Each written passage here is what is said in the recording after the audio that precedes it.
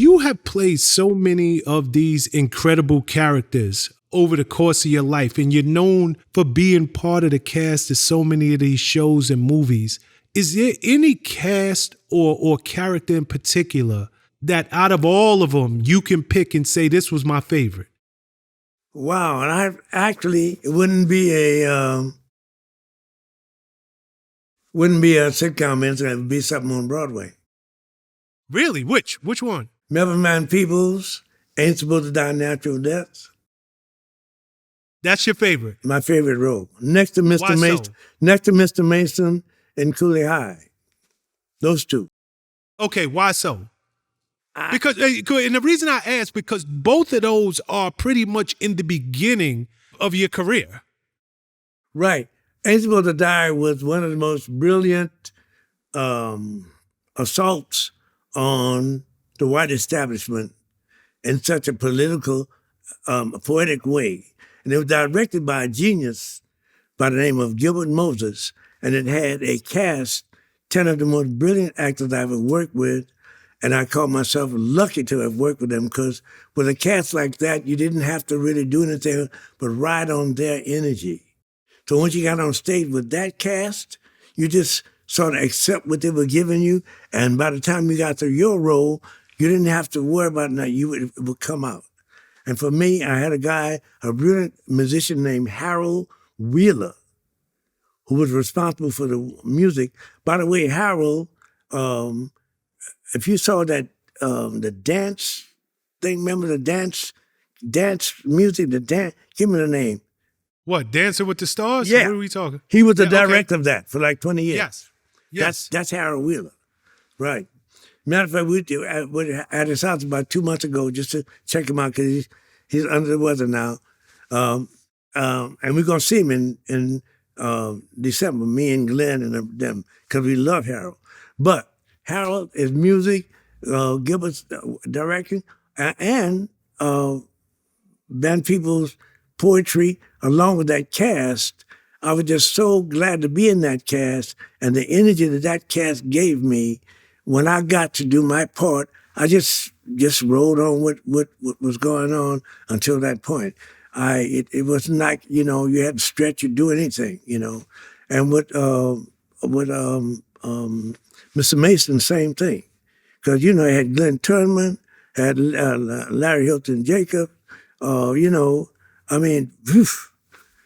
was just lucky, fortunate to have those two great casts.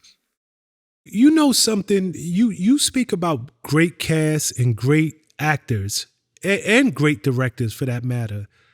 You've been in show business for over 60 years now. It legitimately over 60 years. That's true. I was born when the road was flat, Shawn, so, you should understand. Thank you for the laugh, Shawn. It took you a little while. Okay. It took me a second to get it. I got you. I gotta ask you. Is this mic on? I'm a little slow sometimes, but I got it. I gotta ask you, is there anybody that you haven't worked with during the course of your career that you look at and say, I really wish that I had the opportunity before it's done to work with this person? And it could be an actor, a director, it could be anything. Oh, man. Who was it that did Blackish? Anthony Anderson. Anderson, I love to work with him and Tracee. And one time, damn it, I forgot the name of the director. He threatened to have me on it. I forgot the name of that director. You hook it up. You search for his name, because he wanted me and Sam Jackson, with me as the grandfather, of course, Jackson as Anderson's father, and to do an episode on that. You're not talking about Kenya Barris, are you? Who? Kenya Barris. Yeah. That's who you're referring to? Yeah. Kenya really, the word was out that he told somebody on some show, well, what would you like to do? He said, I'd love to have Garrett Morris and Sam Jackson come on and play father and grandfather. Mind you, Wow. me as a grandfather, Shawn. You know, I asked you that question because I gotta imagine the reverence that I have for you. Oh, wow. There are so many actors, directors, people who are aspiring to reach the heights that you have reached in your career. They have the same reverence for you, and for one day, Kenya Barris, Tracee Ellis Ross, Anthony Anderson, to hear that I would have that you were thinking of them and would have liked to work with them. That has got to be such an amazing accolade for them. Such an amazing that the man himself called me out. You could have mentioned Tyler Perry. You could have mentioned Spike Lee. You could mention anybody on planet Earth, and you chose them. I love that. Well, I first saw Anthony. Do you know he did a show? I think it was done in Australia. I forgot the name of it. Oh boy, I ought to be ashamed of myself. That's when I first saw him, right? And I saw him evolve because then he was on L.A. Law, not L.A. Law, Law and Order. Law and Order. I saw him do dramatic. I saw him do comedy with dramatic, and then he comes back and knocks it out on the comedy side. You know, great respect.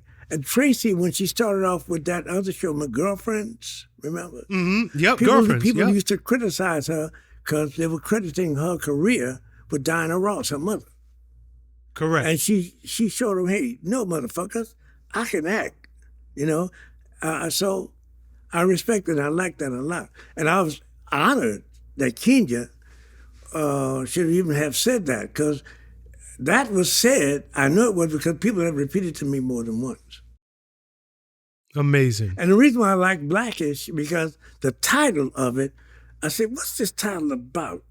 Then I realized the title was dealing with the actual fact of black in this community. Here's what I mean. Black in this community is not a biological term. It is a cultural term. Because black goes from, and you know what I'm talking about, from absolutely white people who are white and people who are like me and in between. Most white people in this country don't understand. When you say black, you mean somebody who's passé blanc. In New Orleans, you know what I mean by passé blanc. I mean passé white. You mean people who are actually biologically white, who are out there enjoying white privilege, and when they go home to a non-white family. That's what black is in the community. It's from that to yellow, to tan, to brown, to people like me. And that show showed that. Yeah, you know? It really did. Yeah, it really did. It touched a lot of very sensitive topics, right. and it brought it out in a way that was humorous, but you know, it exposed a lot of things that go on behind closed doors that we all know about, but it's not normally put out there. Right.